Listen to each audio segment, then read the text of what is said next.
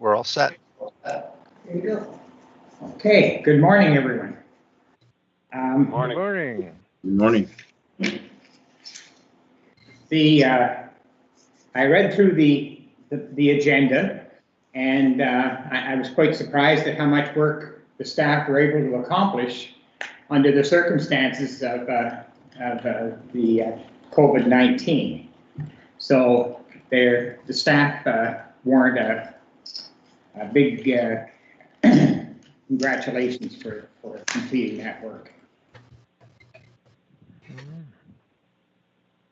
So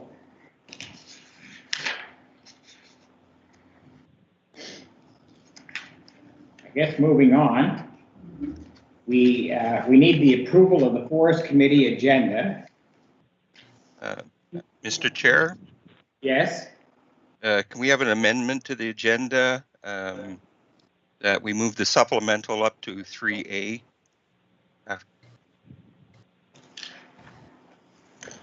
It's a presentation by Angela on the recent changes to the CA Act. Yes. Okay. Other than that, we approve the agenda then? I move to approve. It's Glenn Mackey. Okay, and a seconder? I second that, Archie Byers. Thank you. Is there any conflict of interest?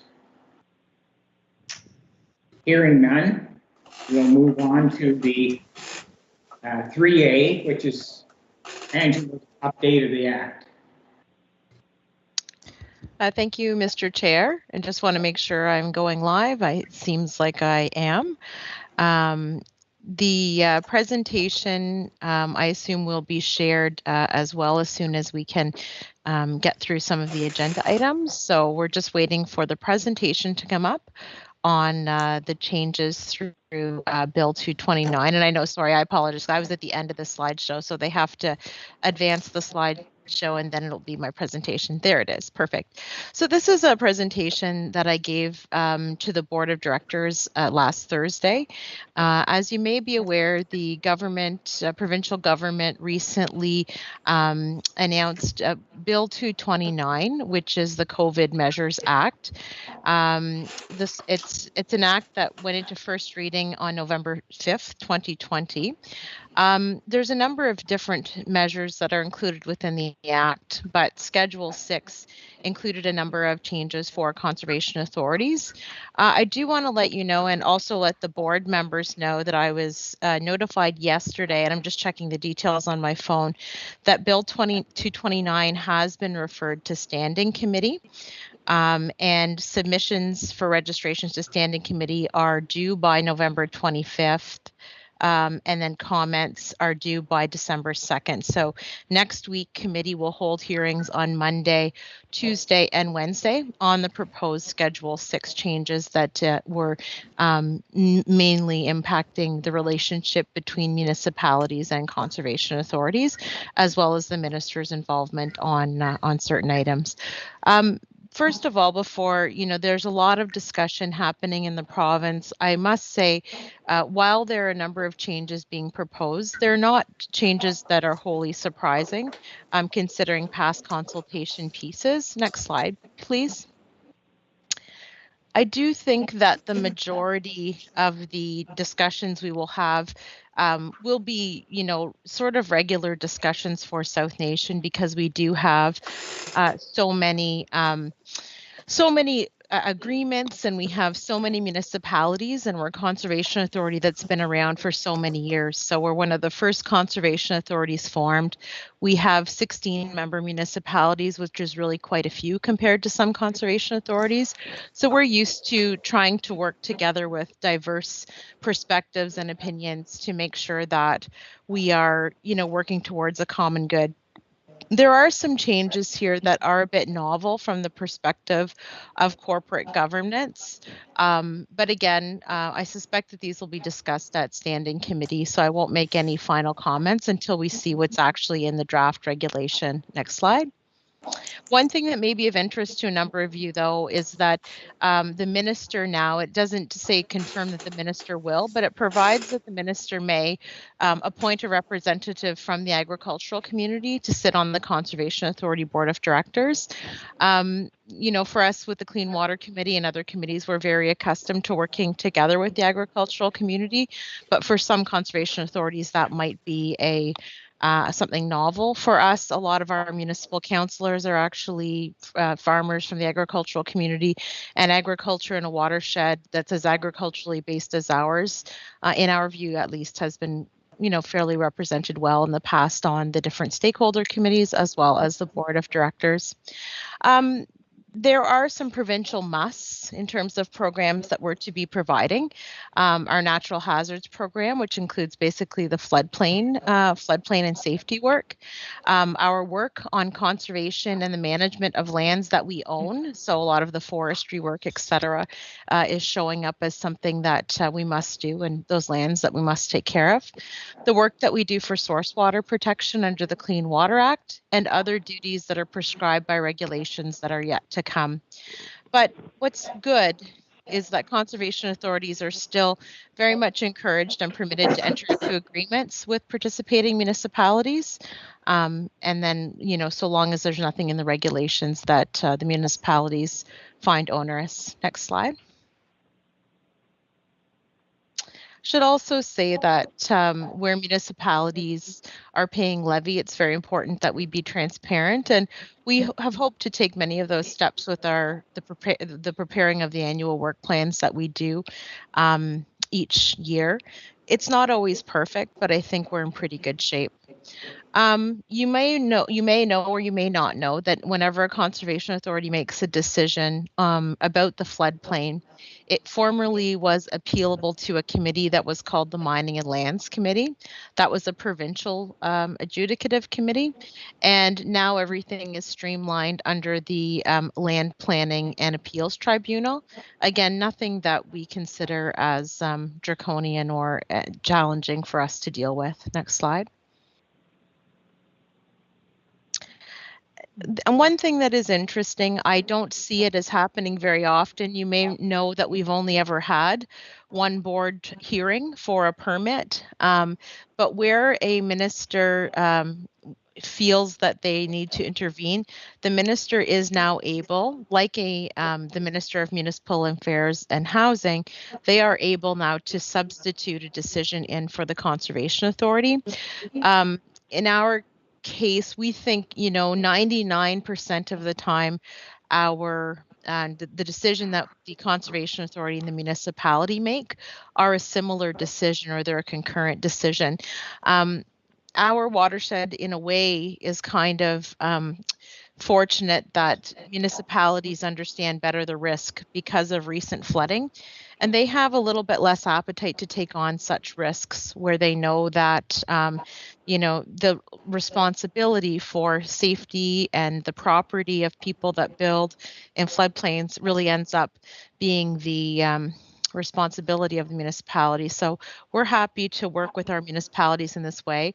But the minister has an intervening role now that they can take, and I suspect that would be applied in the most limited of circumstances. Next slide. Again, we haven't made a lot of appeals under the Planning Act, but we are no longer able to appeal a decision. So if we didn't like a decision made by a municipality, we no longer have the right to appeal the decision. Again, nothing that we've ever done. So nothing that I anticipate us needing, though there are limited circumstances where such a thing is important. Next slide. And really, I just want to take the time to thank you, as always, for having me do a presentation whenever changes are proposed and are coming. The one change that I did not highlight extensively, but one that some municipalities are finding challenging, is that under the legislation as proposed, municipalities must appoint sitting municipal councillors to the board of directors. So they can't have a former mayor or a former councillor sitting on the board board of directors. So that's one thing some municipalities have expressed an interest in, but again, other municipalities have always made it their practice to appoint sitting councillors and to appoint sitting mayors to our board of directors. So there are a number of things in this. The ink is not dry yet. So if you wish to make comments or concerns, certainly encourage you to do that.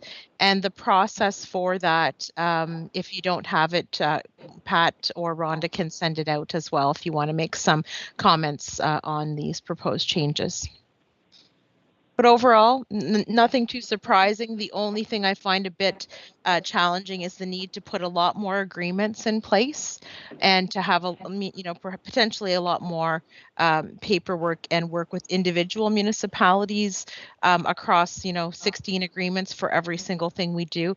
I should let you know that South Nation already has over 100 agreements for parks, septic program, source water protection with all of our municipalities. So we do see adding additional need for agreements times 16 as something that will take additional time. And we hope that some of those things are maybe discussed a little bit further and the consequences of them perhaps thought through a little bit more. So the most important thing is that we continue to be able to deliver the programs and services we're delivering, and together with our member municipalities we can very much still do that. So I welcome your questions, and that's it for my presentation. Angela, I had a question on the very item that you addressed, the no longer a non-council member or deputy reeve or mayor or whatever to be represented here at the Conservation Authority. Will that all be communicated to the municipalities? Yes, and most municipalities are aware and have focused the substance of their comments on this bill on that particular piece. Having said that, some municipalities very much feel that it's better to have elected officials, for accountability for the tax dollar. And I can't say that one or the other is correct. I think one size fits all, though, is a bit problematic when we consider the size and the scope of the many municipalities across the province. So one size does not fit 444 municipalities, I don't think. For the non-elected officials, though, it's important that they report back to the municipalities, and maybe that's what triggered that change. Yeah, perhaps it is. I suspect that some municipalities felt that they were not as in the loop as they could have been. We've been fortunate to have excellent citizen appointments on our board of directors, and we hope that that will be a practice that's continued. But again, we leave it to the municipalities that make those appointments, and what we're really saying is that decision should rest with the municipality making the appointment to know what their comfort level is with their appointments.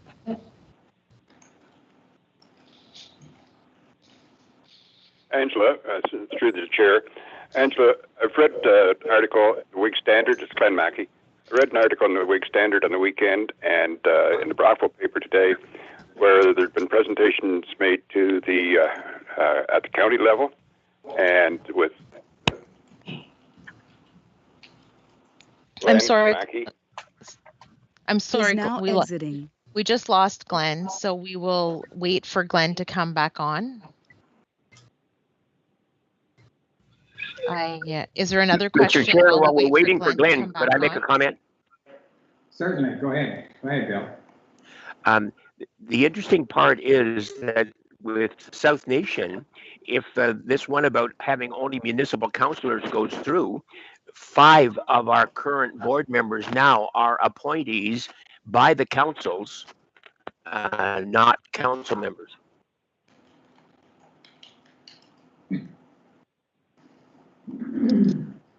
Yeah, it's an important change to note. I think what's also good to see is that this is going to standing committee for 3 days next week.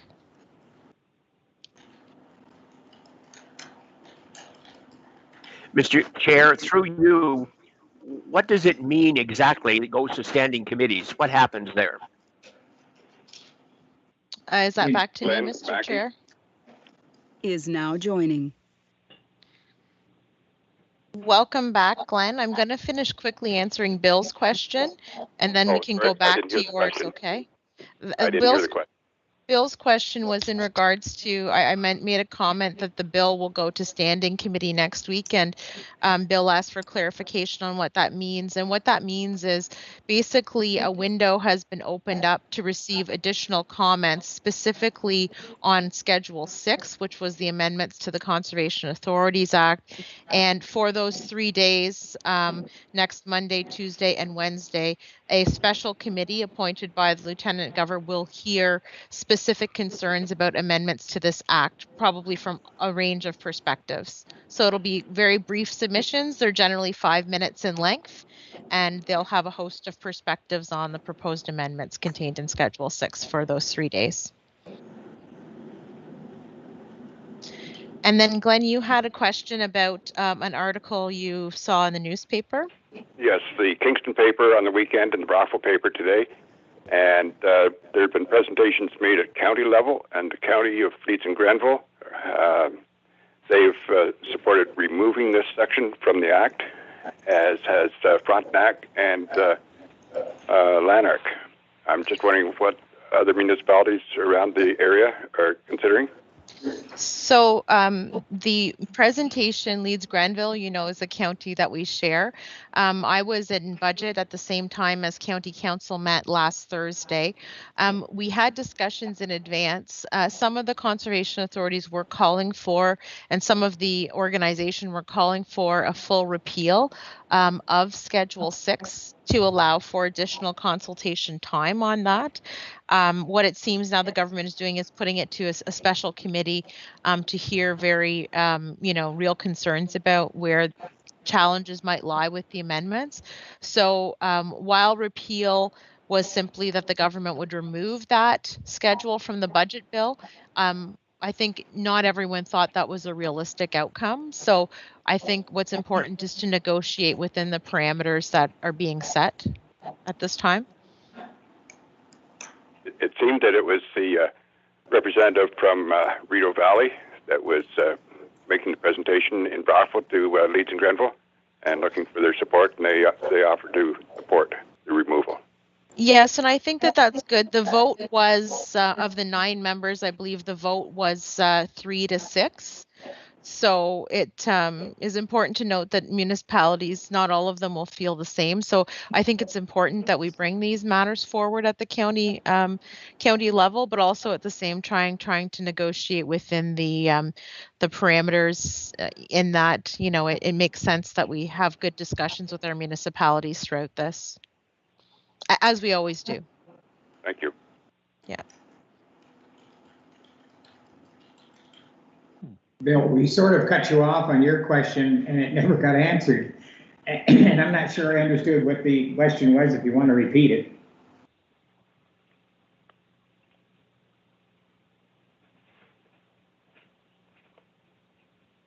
Don't think he heard you. Did I lose you, Bill?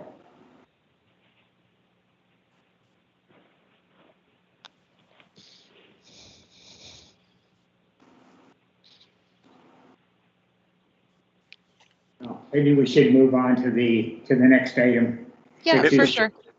Before we do, Mr. Chair, may I have a question? I'm sorry, yes, go ahead.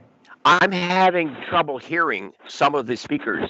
I'm wondering if it's because too many of us are not going on mute in between, so that it gives the opportunity from the speaker to have not as much interference. So am I the only one, or are others finding this as well? No, I'm hearing well. I'm hearing well. Thank you. I'm having no difficulty, but I did get cut off in the middle of my initial question. I had to rejoin.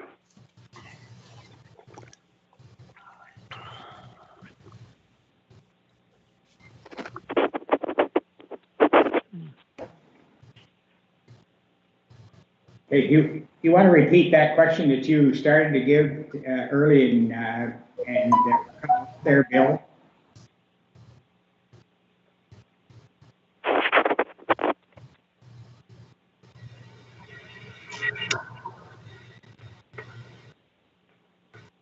Okay, well, let's move on to the item number 4, SNC Forestry Project Update by the staff.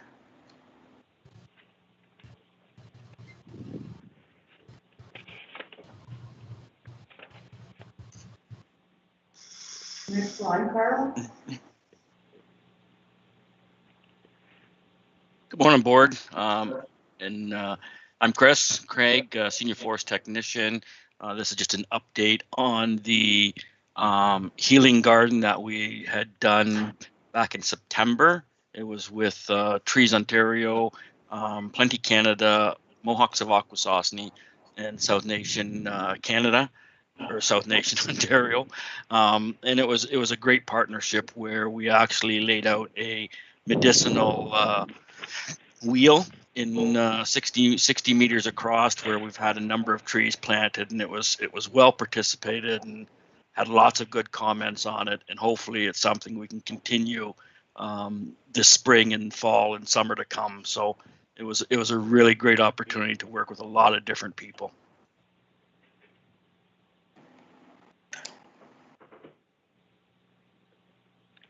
Chris, through the chair, it's Glenn Mackey.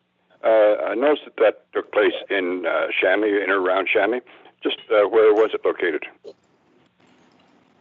It was about a half a kilometer north of Vernon Road on 22. 22? Okay, thank you. Good morning, members of the committee. So I'm going to talk to you now about some arboriculture work that we've done at some of our conservation areas. And so following the tree risk assessments, few trees needed a pruning in order to reduce the risk. And so we decided to do the work ourselves, and we rented a 45-foot self-propelled man lift.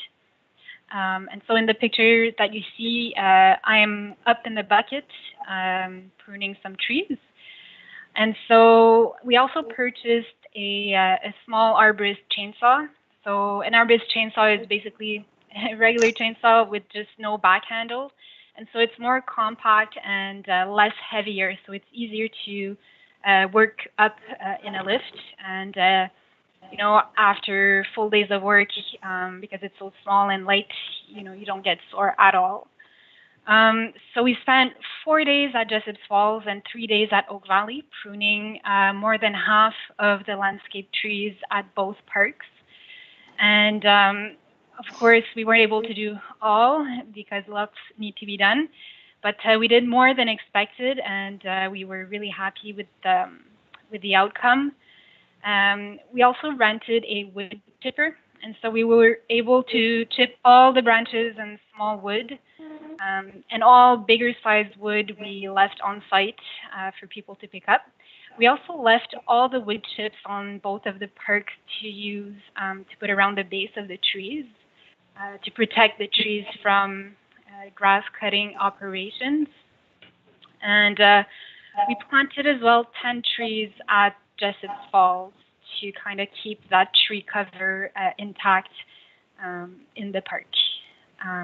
We also had time to do lots of removals in those 2 conservation areas, and so we felled lots of dead ash, dead elms, dead white pine, and dead spruce in both conservation areas, and so we're able to mitigate lots of risks.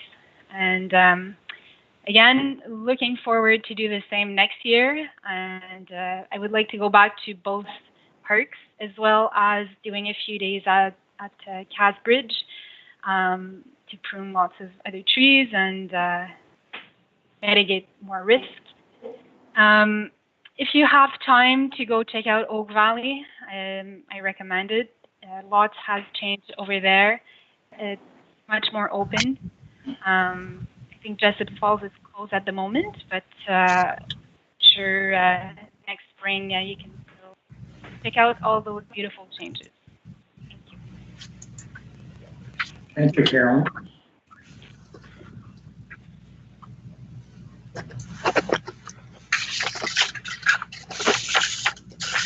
Good morning, everyone. At the last meeting, it was requested for an update on the Drape acquisition. This slide shows the Drape coverage area. This is the aerial imagery that was ordered a couple of years ago. And by section, the delivery schedule is shown on the map. As you note, that we will receive all coverage for the entire watershed in December.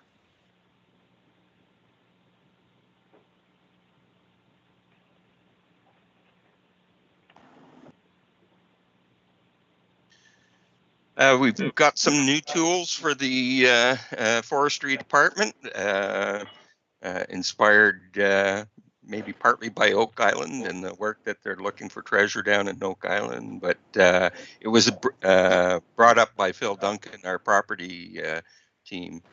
We do have difficulty finding the boundaries based on the old fences. Some of them are, of course, were established hundreds of years ago, and they've since deteriorated and been buried in the ground. So with the metal detector, we can find the old fence lines that have been buried. The photograph shows there's a picture of the unit to the right, and the flagging tape is on a piece of wire. The metal detector locates the fence wire and tells us how deep it is. This one was about 6 inches below ground, and we can quickly verify that it is the fence line with a shovel and a quick little dig. Saves quite a bit of time in locating our property boundaries.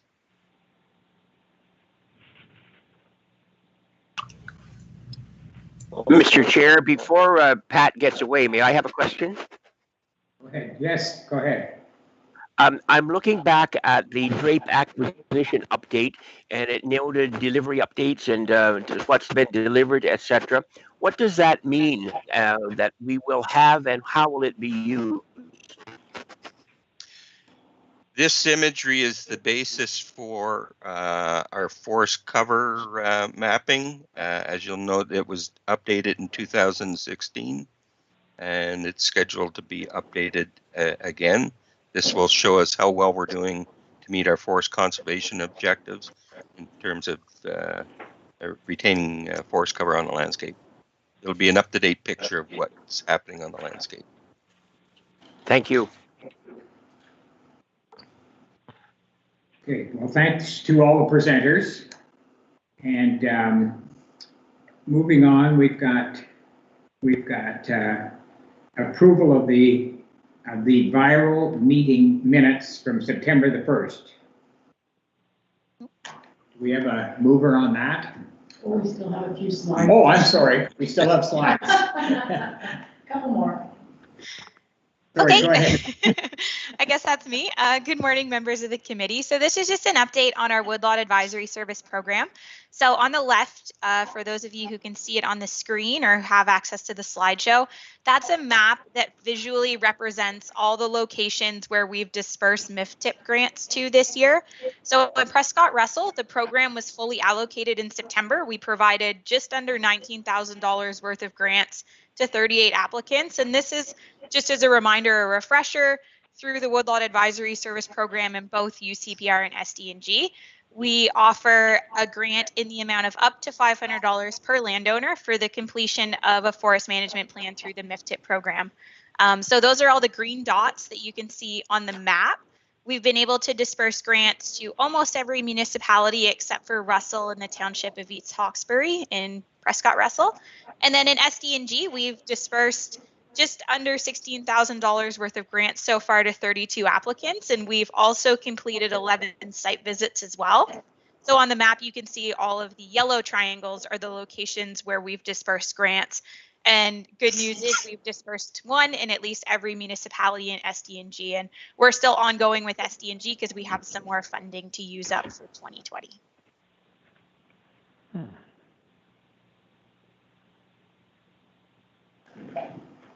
Okay, and my next slide. So Carolyn and I have been busy this summer completing site visits for the 50 million tree program. And as of today, we have over 177,000 trees reserved for spring 2021 by 93 landowners. And this includes LaRose Forest Order, the 50 million tree program, and orders through the over-the-counter program. And we've been busy. We've conducted over 50 site visits this summer. And with the over-the-counter orders coming in and the addition of the municipal tree giveaway trees, refill trees, SNC will reach and possibly exceed the ambitious goal that we set this year for 200,000 trees for spring 2021. And this would be the highest spring allocation that we've had since 1990 and will bring SNC's total tree allocation up to 3.5 million trees over the last 30 years. So it'll be another big milestone in 2021 for us.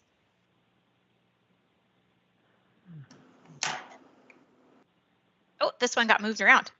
Okay. This fall, SNC undertook a project for the township of Russell in the village of Embrun along the East York Creek drain, which included the mowing and site preparation of the site, planting, and some mulching. This site was planted with 12 beautiful caliper-sized trees done by Manotick tree movers, and the planting of 137 potted stock trees and shrubs of various sizes, which was done by staff. And the goal was to naturalize the area and improve the riparian buffer, which included 10 different species, most of which are already found in the surrounding area. This project's going to continue in 2021 with erosion and bank stabilization work and more tree planting once that work is complete.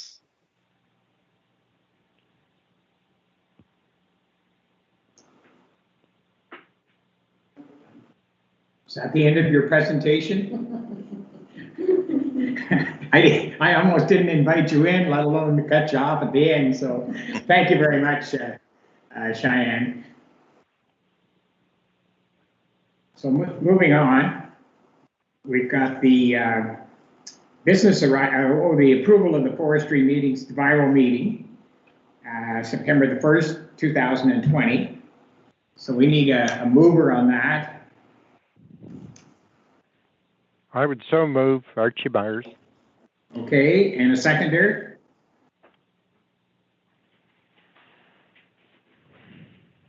You get to pick one, Dave. Sorry? You get to pick one. Oh. Francois Sanamo. Oh, Francois, thank you for coming through. And was there any business arising from those minutes?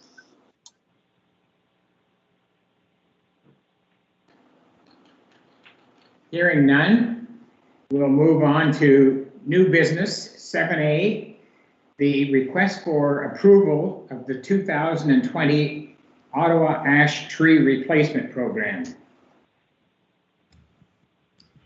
Thank you, Mr. Chair. Good morning, members of the committee. I am presenting this report this morning on behalf of Rhonda. So the report's found on pages 8 to 10, and basically to date, for the City of Ottawa Ash Tree Replacement Program, we've had a total of 100 applications approved. We're allocating approximately $178,000 in grants. That's resulting in the removal of 671 infected ash trees, which are being removed and replaced with native trees. Many of the projects are still in ongoing, I should say, and will be completed in the spring of 2021. So the recommendation for this report is for the Forestry Committee to approve the carryover of approximately $118,000 in approved Ottawa Ash Tree Replacement Program grant funding to the 2021 budget for payment to approved projects as they are completed, and further, that the committee approve reallocating any surplus funds from approved projects to the next eligible project on the program awaiting list. Thank you. Thanks, Karen. Is there a mover then for that motion? I'm moving. I have a question. Yes, go ahead. Yeah, it's Archie Byers. My question is that we have approximately 13,500 still available. Now, is that for this year, or is that part of the 118,000 for next year? It's part of this year. And what it is a little bit of that is also remaining from projects that did not proceed in 2019. Okay. So that's money for this still available. So it's just a carryover. Mr. Chair, it's Bill. Yes? I wanted to add that the city of Ottawa, and there are all sorts of comments that could be made, but the city of Ottawa has been pretty forward-thinking in getting these trees replaced and giving support. And when I made my last presentation to North Dundas Council, I asked and suggested that maybe they should and could be involved in helping replace some ash trees as you drive through North Dundas and your areas as well. You see all sorts of dead ash trees along the road and on properties. And I know it may be pie in the sky, but I think it's worth mentioning. And I'm going to be presenting to North Dundas Council again next week, a week after next, and I'm going to raise it again. Will they consider having something in the budget to work towards tree replacement, like having these old trees taken down and encourage people that way? And my reason for bringing it up is I think that South Nation has sent this information out to municipalities, but I think it behooves each of us as we're talking with our municipalities to raise it as a question or as a suggestion or as a discussion point. Thanks, Mr. Chair. Thank you, Bill. I'm sure I've heard that request 2 or 3 years now from you, where that thought about asking the local councils to engage themselves in that project. Anyway, the next item is the update on the 2020. Need a mover and a seconder. Oh, sorry. Need a mover and a seconder on that last item. The Ottawa ash tree replacement program. Moved by Francois. Sorry. Archibald, seconded. Okay. And, all right. So moving on to 7B, we've got an update on the 2020 Forestry year-end report. Did we agree to that last one, Mr. Chair? Did we all vote on it? Oh, sorry. Does everybody approve that 7A, the request for the tree replacement program, Ottawa Ash Tree Replacement Program? Mm-hmm. I see lots of hands, so okay, we must have approval there.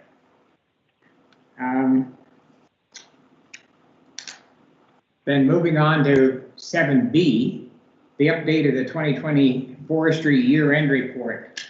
And I guess Rhonda's not here, so is Pat going to do that? That is correct, Mr. Chair. Thank you. Okay. The report is on page 11 of your agenda package.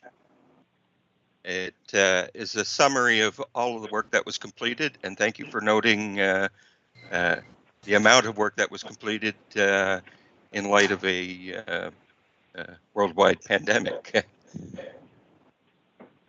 I'll just run quickly through some of the items. Of course, under resource management, we did hold our 4 forestry committee meetings throughout the year, most of them virtual. An update on the Stormont, Dundas, and Glengarry County Forest.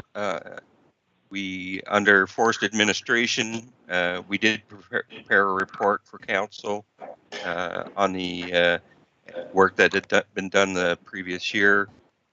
We also completed administrative work related to high conservation values in the forest. This is done on an annual basis. And we also completed our annual reporting to the Forest Stewardship Council to maintain our certification. In terms of forest operations on the county forest, we completed one harvest that, resumed and completed one harvest that had been paused during the last December because of operating conditions. That was completed in July. We also prepared 2 prescriptions for additional work. The tree marking associated with that has been completed. Those properties went out to tender, and the work is scheduled to take place this winter. Survival assessments were completed on the county forest that was planted previous year. This is a second year assessment, and overall survival rate was 70%. In terms of property management, county is looking at 2 acquisitions, and we did all the groundwork to prepare for those acquisitions. In terms of property inspections, there's some pipeline maintenance work that was completed on the county forest, and we did the inspections on that. I'll ask Carolyn to give us an update on the tree risk assessments.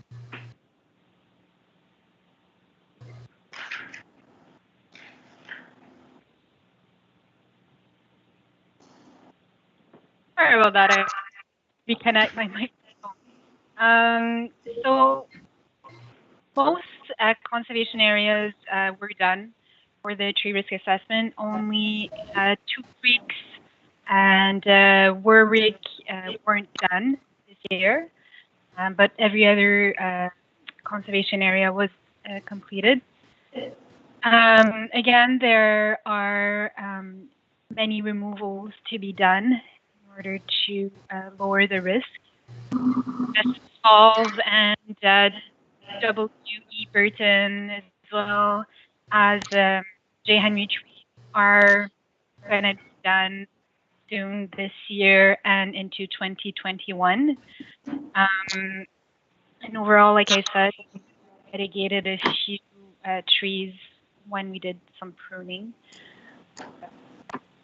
Yeah, so we're moving forward this issue slowly but surely, and considering the staff that we have. Bill is off right now for paternity leave, and he cannot do any removals, and so only if that chainsaw work, and I think staff will be doing the just falls removal in the first area over the winter. So yeah, no, it's. Thank you, Carolyn. Thank you. In terms of Forest Conservation Initiative, we held tree giveaways with our partner municipalities. All municipalities participated, including 3 City of Ottawa wards.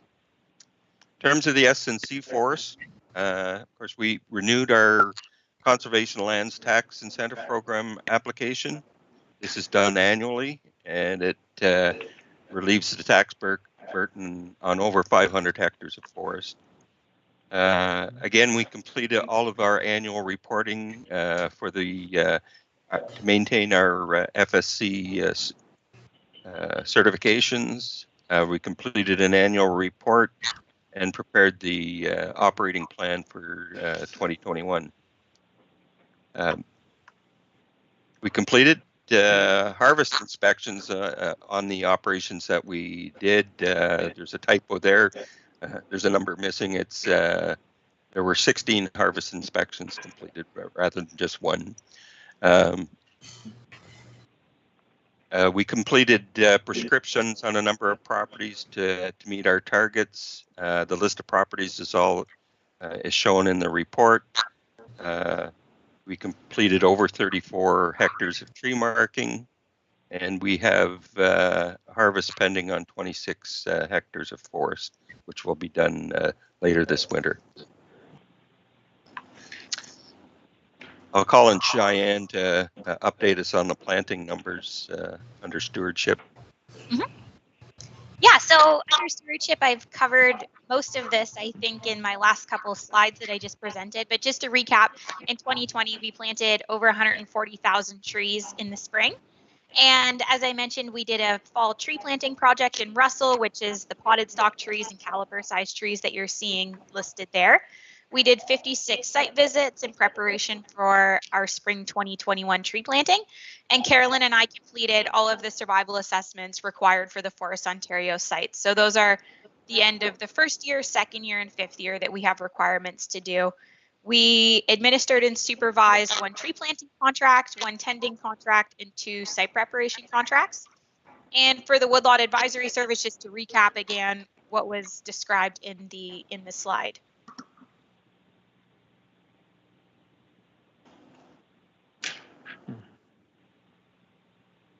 Okay. In terms of projects, we planted 500 trees on the SDG roadside tree under the SDG roadside tree program. The butternut compensation project, survival assessments and reporting to the Township of Edwardsburg was completed. We were successful this year in getting a 3-year funding under the Ontario Power Generation Biodiversity Project, and we began projects on the Gamble and Garland Side Road into restoring forest that has been decimated through emerald ash borer and is infested with buckthorn. We also are working towards completing work on shoreline restoration in the J. Henry Tweed Conservation Area, and we've completed the initial work, and the engineering designs are in progress for that project. Chris had already mentioned the reconciliation and climate change planting event, and maybe Chris, you can give us an update on the Western Coarse Frog project. The ponds were monitored this year. The report has been sent in, and it looks like we're going to get a little bit of an extension for next year. Not quite sure yet on what that'll amount, but the monitoring was really beneficial, and it looks like they want to do some more monitoring just to figure out what's going on. And it's one of those things that as we identify these vernal pools in our inventory work, we'll start to track them a little more closer to see that whether we have the coarse frog and whether it's their habitat that's up within our lands.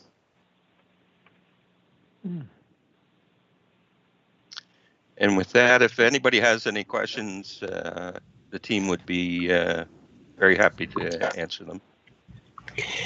Mr. Chair, it's Bill. Mr. Chair, it's Doug Thompson. I'm part of the committee as a guest this morning, and I just had a question for Pat. It's regard to property on Grays Creek Road near Greeley that the SNC purchased a number of years ago. And I was under the understanding that was going to be developed or to have trails through there. Is there any update on what's happening with that particular property on Grays Creek Road? Not in terms of the trail, but we have been active on the property. We've developed access to it. There is a climate station was installed on the property. So we're continuing to develop the property. Okay, I guess the problem was that there was no access, but now you have access, as you mentioned, so that will be, there are plans for are there plans in the future to have walking trails or nature trails through that property? Nothing concrete yet, but we will be working on it. Okay, thanks very much.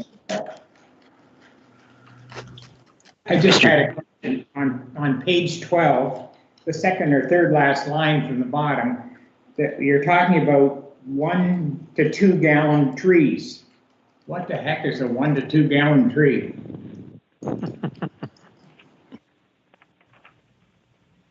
I can answer that one. It's Cheyenne.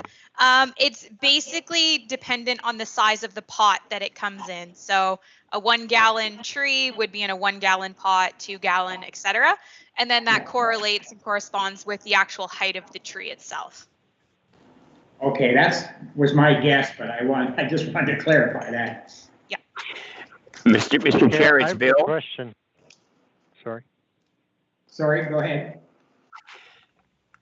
Okay. My comment or question was going to be it was going to be a comment, Mr. Chair. I think we need to give a big thank you and a compliment to the staff for the way they've adapted for the last 9 months to do all sorts of tasks in ways that have never been imagined before and doing them well. And an example is when Cheyenne mentioned the 140,000 trees planted this spring, there were staffers that had not planted trees too often that volunteered and went out and planted trees day after day in the spring. And many staffers have adapted their tasks and adapted the way they do things and done them well, so that we've had a very successful year at South Nation. So just compliments to all the staff.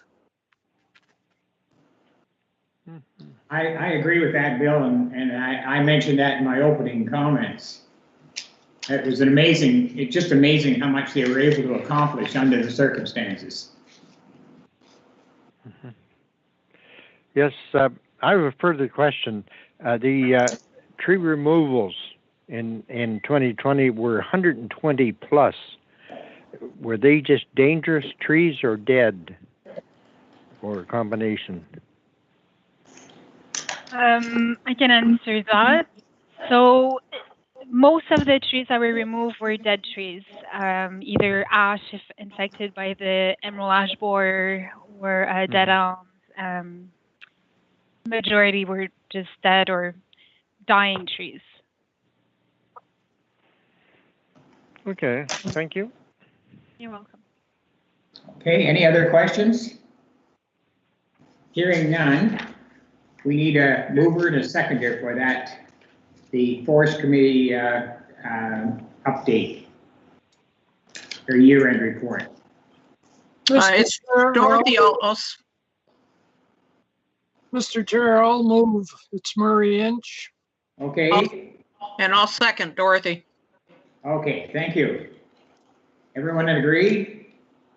Yes.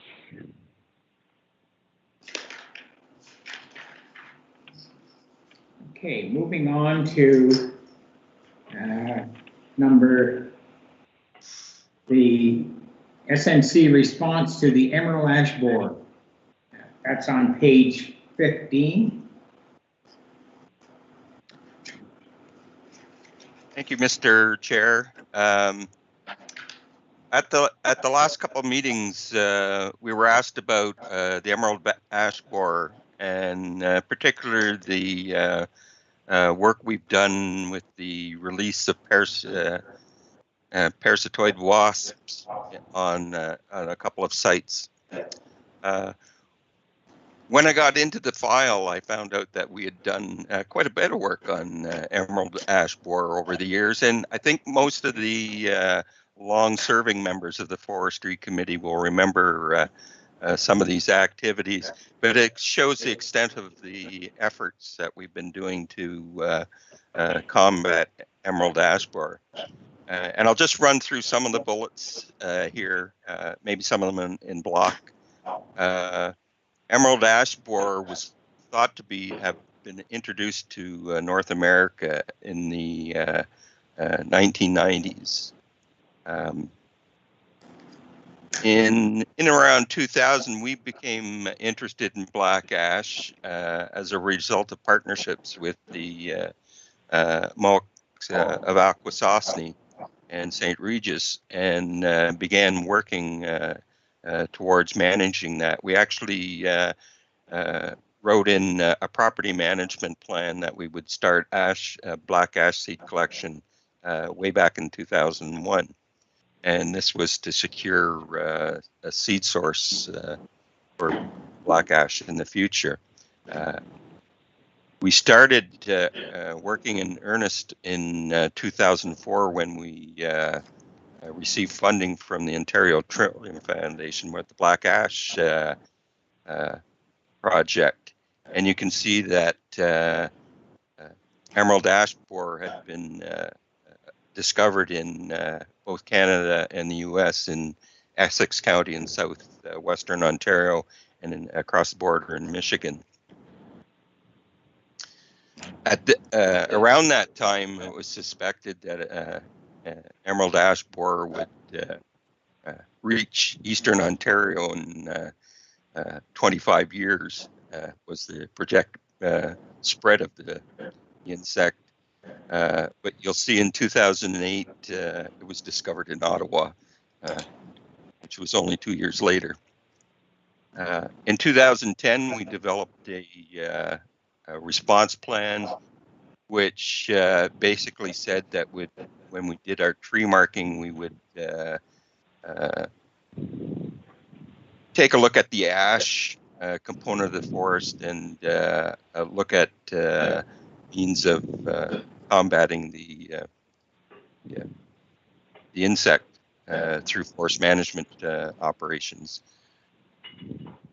In 2011, we thought we had observed emerald ash borer. We contacted the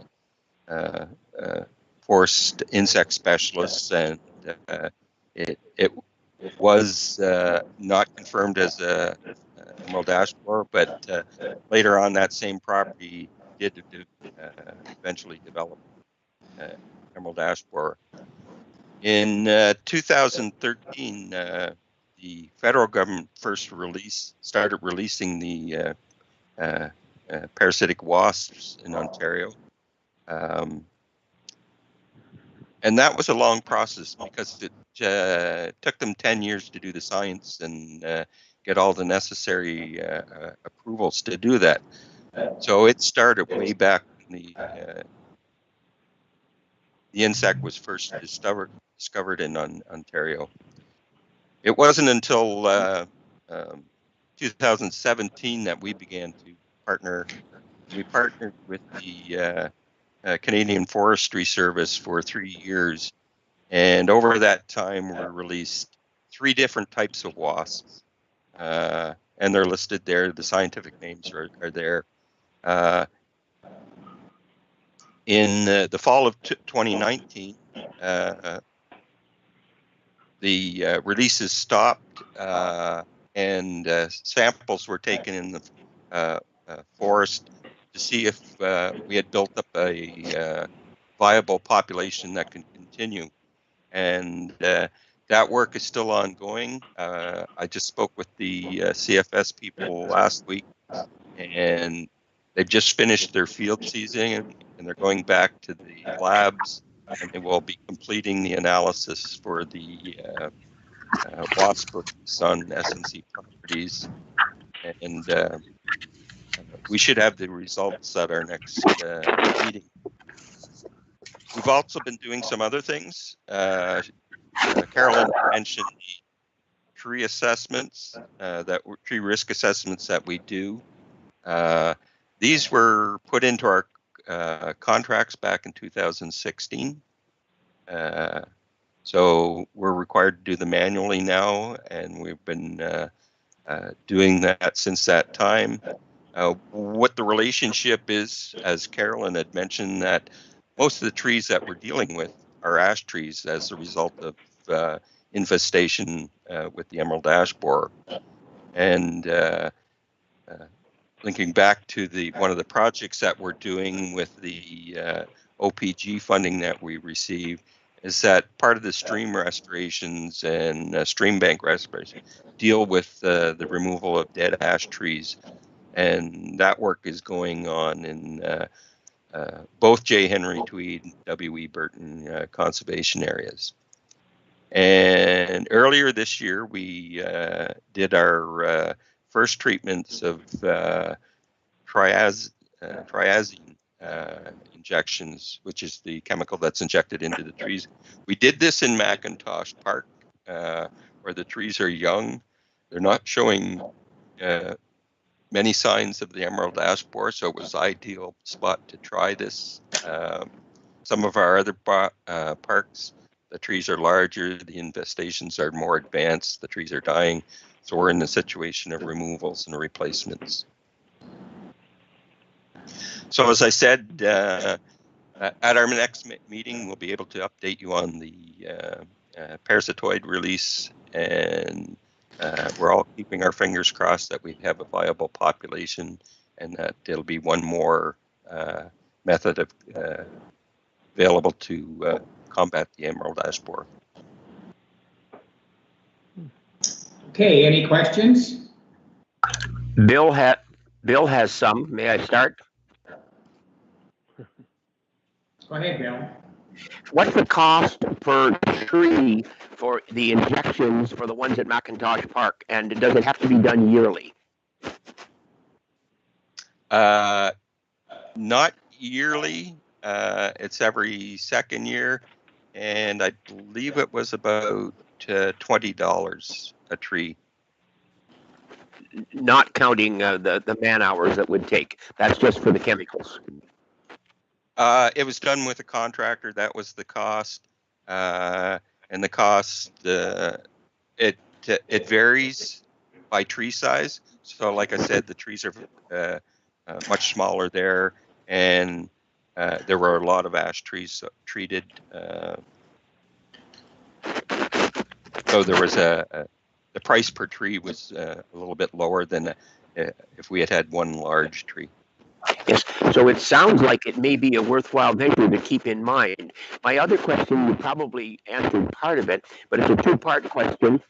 So far, you're not able to say whether or not the release of the wasps has helped the trees in those areas. And my second question goes along with it. Can these wasps overwinter, or do they have to be released yearly? They overwinter, and the purpose of the analysis is to show whether we have a viable population that will continue without doing future releases. Thank you. Any other questions? Hearing none. Sorry. Yeah, Archie here. Further to what our discussion was, after the 2-year injection plan, is that it? Or that should cure that tree forever? No, it's ongoing. Every 2 years? Yes. I see. Okay. Can I just add to that, please? Yes, go ahead. So the treatment, it's not technically every 2 years. So after the first year, we're going to go back and verify if there are any signs of the bug, of the emerald ash borer. And if they are, it might be necessary to do a treatment next year as well. And so depending on how well the treatment works and the presence of the bugs, then on a 2-year basis will be necessary. And as time goes by, having more gaps in between could be done as well. And so it's not a guaranteed treatment. It's more of a continuous observation and treatment according. Mm-hmm. Thank you. Okay, thank you for that. Is there another question? Hearing none. Can we have a mover and a seconder for the emerald ash borer, the SNC response to the emerald ash borer?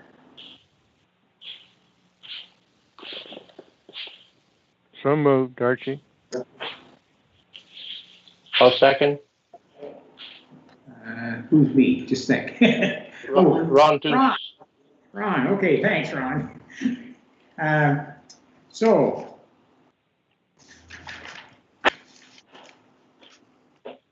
on page 17, the next item is the request and approval for Forestry Committee 2001 meeting schedule.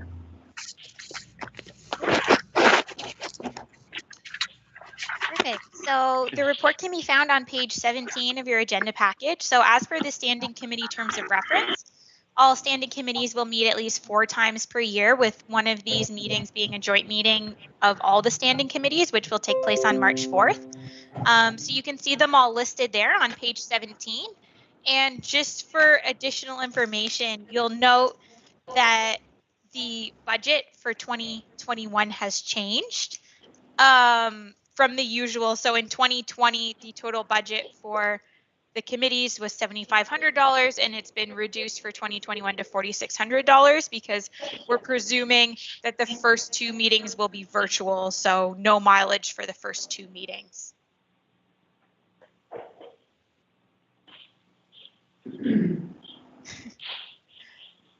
Okay. Any questions or comments? Hearing none, again, we'll need a mover and a seconder. I would move. Glenn Mackey. Okay. I'll second. Ron Tunders. Okay, thanks, Ron. Okay, I think we're through the entire agenda. Oh, sorry. No, we aren't. We've seen the supplementary. The roundtable discussion. Any comment? Anything there to comment on?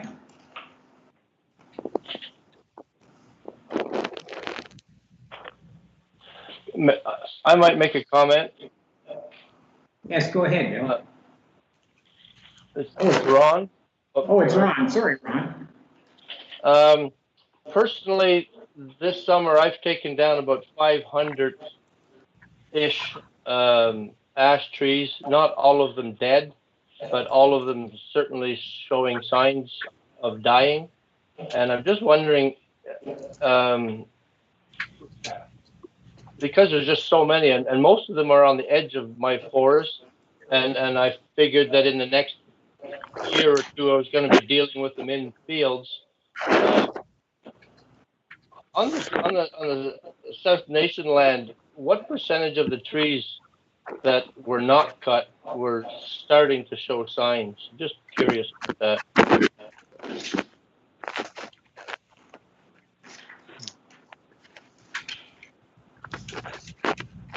I'm not sure who the best person to answer that question would be. I can answer from the perspective of our parks, which are small. Most often in urban settings, they have a high susceptibility rates. I would say that 98% of the trees would have been infected by emerald ash borer. They're showing signs. Maybe that's even 100% of the trees, but definitely we're trying to retain, even though that we know them are reflected. We don't want to change the character of our some of our parks, so we're removing them over time. So I guess that's the perspective in terms of our parks. Okay. I think from my perspective is I'm there right now cutting the tree, so I'm just taking everything that's showing anything. So that's maybe why my number is so high compared to maybe the parks. I would say that probably 40% of those areas are ash trees. So it just seems like I'm almost cutting everything down.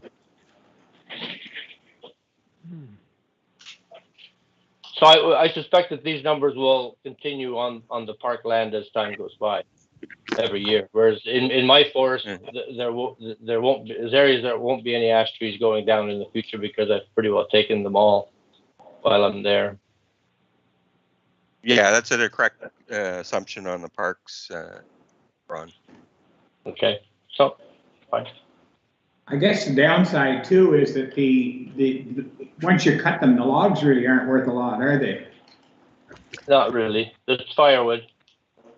Yeah. But I don't know the time frame that the firewood stays good on the ground. I just know the trees become more dangerous because I can't get in with the lift because the tops die first. So that's my other thing. I don't want my wife to be a widow before she desperately wants to be.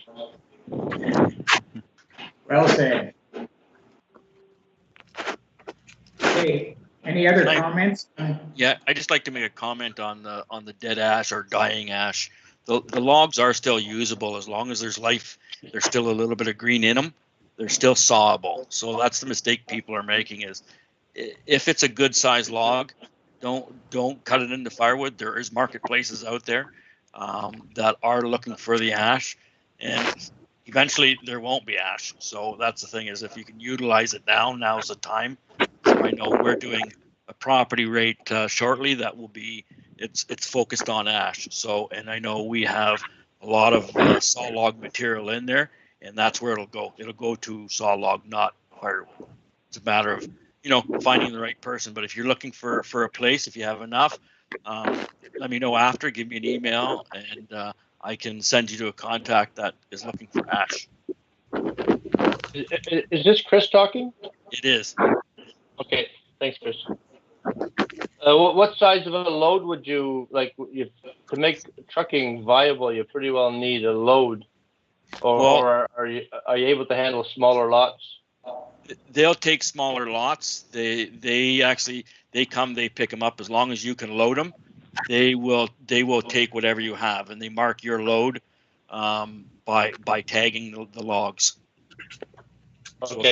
if you have 12 logs that are number 1 logs, the thing is they have to be of quality. They can't have, if they're a number 3 log, don't send it to them because they're not going to pay you for it.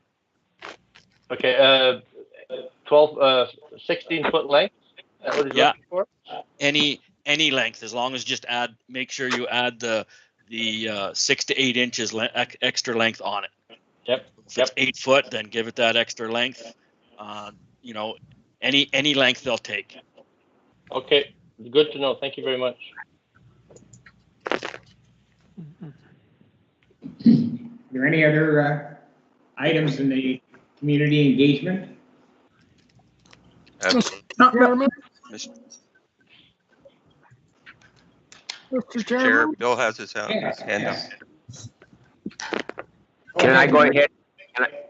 Okay. I think Murray had a question there.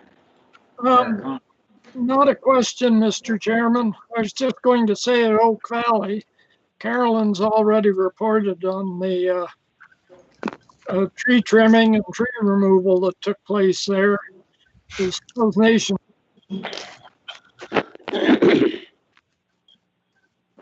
Hello? Am I still here? Yeah, you're still there. Other things that have happened there was we were very busy over the summer in terms of visitors.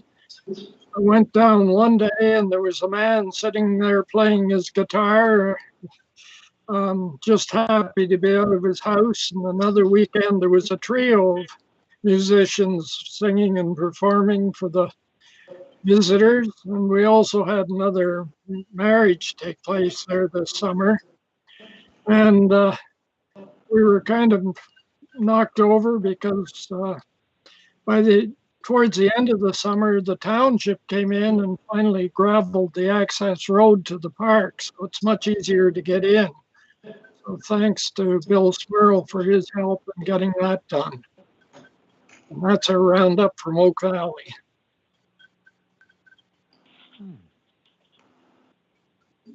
Okay, thank you, Murray. Bill has a question. Yeah, no, and I have a whole bunch of stuff that I'll go over quickly, Mr. Chair. Number one, just for your information, South Nation approved the budget for 2021 at its meeting last week. So the budget was approved, and it was a 2% tax assessment increase plus 1.5 for growth, and that was moved into it or worked into it. And there's still some debate on that, but that was approved. Secondly, the September meeting, our executive changed. So the chair now is George Garouz, Councillor George Garouz from Ottawa. The vice chair is Pierre Leroux from Russell, and the past chair is Bill Smurl. And Doug Thompson, who has been a long-time member of South Nation. He's been involved for the last 19 plus, nearly 20 years. So for the first time in 20 years, he's no longer on the board, but I'm hoping he will continue on with some of our committees as time goes on. So I mentioned the executive. The question I had was, and thanks Murray for mentioning that. Yes, I did speak with the township a couple of times and they assured me that they would get gravel on that road. And of course, it's your urging on that helped as well. So thank you for your input. The question I had was, and the comment is, over the last 70 years, we've lost many elms and we've lost now a fair number of ash. What's the estimate of the number of ash and elm that used to be in our hardwood forests? Would it be like 60%, or do you have a comment on that?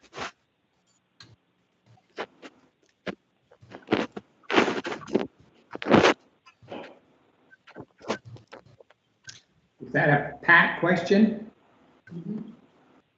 Well, I'll open it up to all the forestry team, but I think that 60% estimate is fairly good.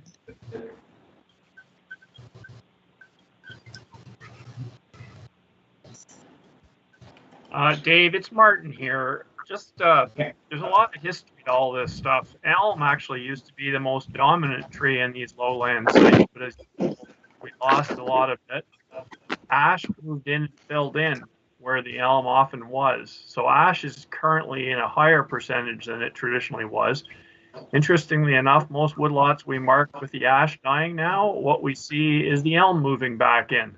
So it's kind of an interesting back and forth. The elm hasn't given up the ghost yet, so it'll be interesting what the long term. I think in the end, right now, the winner probably will be soft maple, because that's the other of the big three on those type of sites: ash, elm, and soft maple. So right now, you're going to see soft maple start to take over. So it'll be.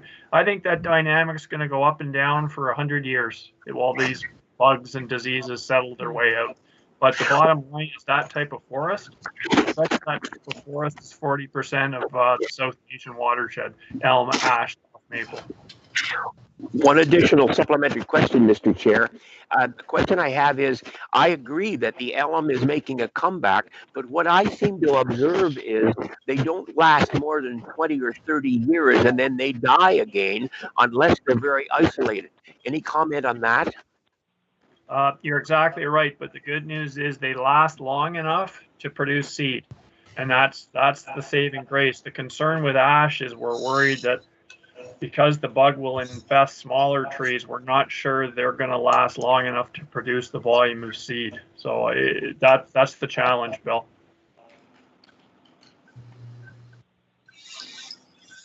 Thank you, Mr. Chair.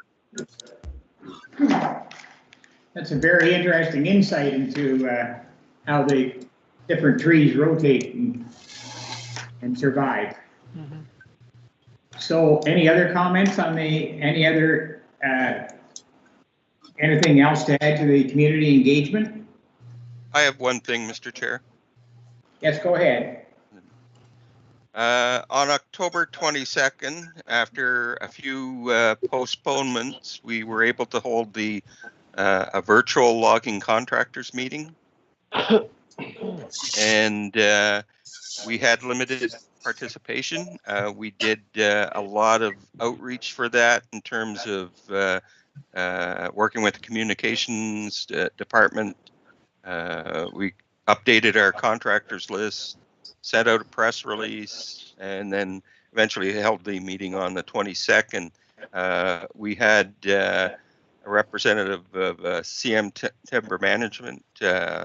They're the contractor that has been doing a lot of the work on the forest, and the director of wood supply, Guillaume Blum from Group Creighton, Quebec, where a lot of our spruce lumber goes, attend the meeting.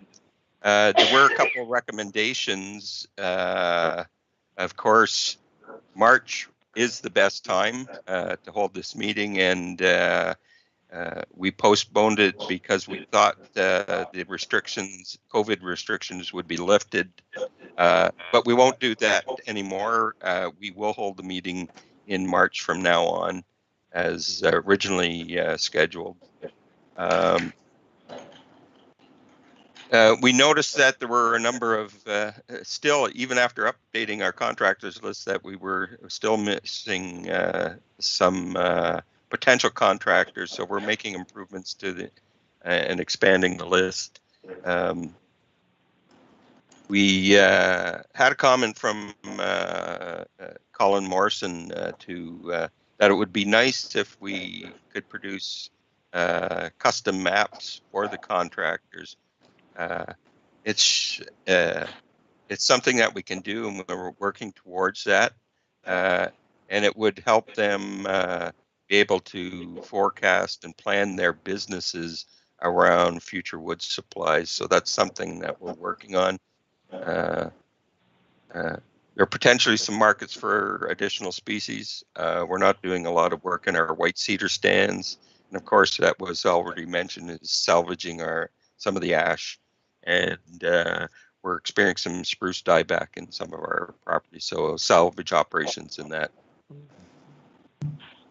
So it was a pretty good meeting in spite of the limited attendance, but we will host another one again in 2021. Okay. Anything else to add? Oh, sorry. Go ahead, Bill. Thanks very much, Mr. Chair. I wanted to comment that a few people have said to me, when is it we have the opportunity to have suggestions or input or question or debate about what we're going to be doing the following year? And just so you're aware of the timeline, once August comes, very quickly, the staff works together to plan with the board's input for the following year. So my suggestion is for you who have ideas about other areas you could or should be involved with, or other thoughts you have on what might be done by forestry or planned by forestry, make a note that you do it not later than the June meeting. I think if you're interested in a discussion of making changes or offering suggestions, the June meeting is the time when this has to be done if it's going to be implemented for the following year or debated for the following year. So that's a suggestion for you, Mr. Chair, to put a note on your agenda that in March and June, you have to have this item come up. Okay. So, anything to add to that? We're moving into the upcoming events. Item number 10.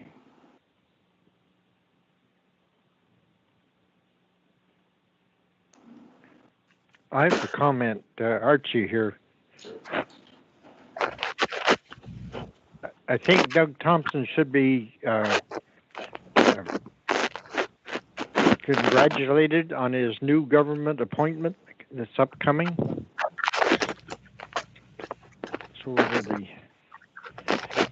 rest of the board would like to share that, thank you.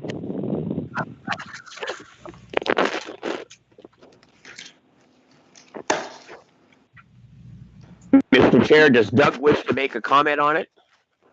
Well, yeah, thank you very much, Archie, and I'm very excited. The process started, I guess, in August, and I just received confirmation in October, and finally was approved about a week ago.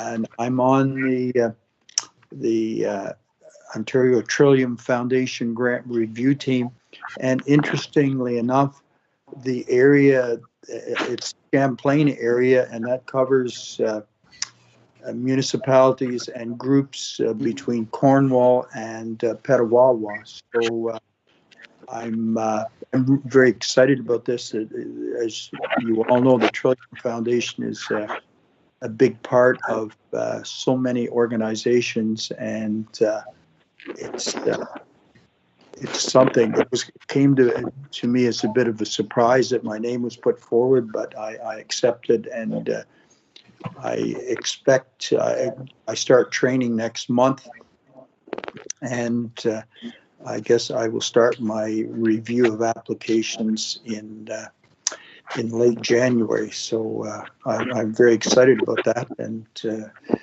I may see some of you at community events. If your community has an application in and it is approved, then I'm part of the group that makes the presentation of the money from the foundation. So it's very exciting, and thanks for mentioning that, Archie. You're welcome. On behalf of the Forestry Committee, congratulations on that appointment. Well, thank you very much. It doesn't pay very much, but is exciting. Mr. Chair, may I make a comment about upcoming events? Yes. Okay, it's Bill. The meetings for December are almost non-existent. Most of our committees try not to have meetings in December. The board meeting will be Thursday, the 17th, and it'll be virtual. We are expecting, as I think Cheyenne mentioned, to have virtual meetings into the new year until we find out what's happening with the vaccine, etc. And I should mention as well that SNC will be closed from the 24th, I believe it's the 24th, till the 4th of January. And that's as usual. And somebody from Salvation can confirm that I've got those dates correctly.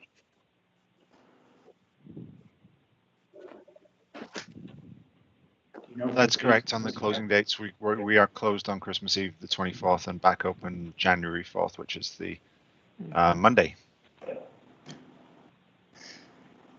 Okay, so the date of the next meetings are shown in the on your agenda, and March the 4th is a joint meeting with Forestry and me. So anyway, if there's I guess that's we've been through the whole program. Yeah. Okay, we need a mover and a seconder to. So moved. Okay, Archie. Adjourned at 11:30. Thanks, Mr. Chair. Thank you. And if I'm not talking to you again, have a Merry Christmas. I know it's pretty early for it, but I will probably see you again for another month, so. We need all the merry we can get right now. And the best to everyone on the committee. Thanks a lot, and the best to all. Bye. Bye for now. Bye-bye. Bye now.